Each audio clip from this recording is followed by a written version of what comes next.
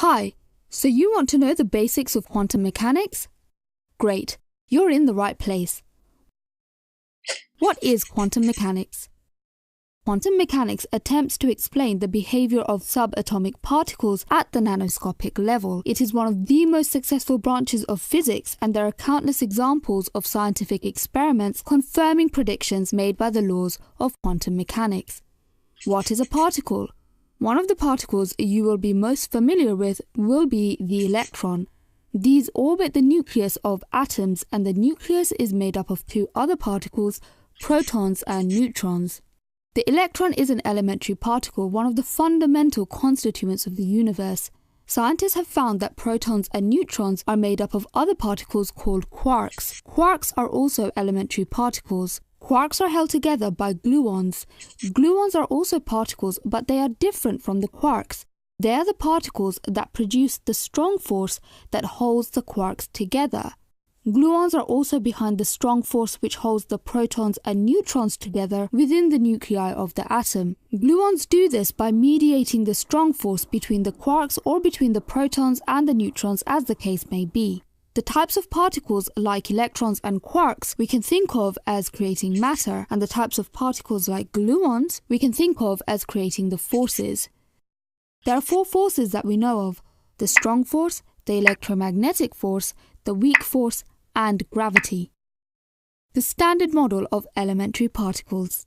The standard model of elementary particles describes how all the elementary particles and forces in the universe behave apart from gravity. How gravity works in the quantum realm is actually not very well understood.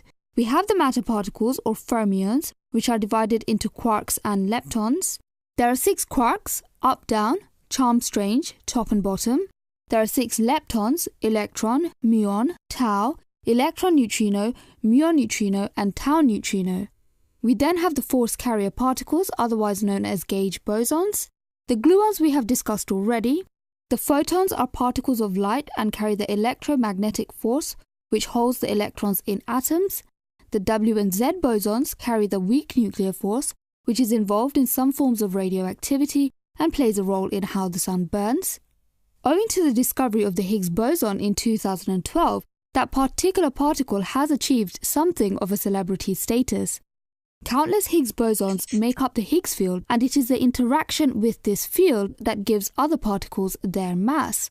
For example, the top quark is interacting with the Higgs field, and this is what is giving the top quark its mass.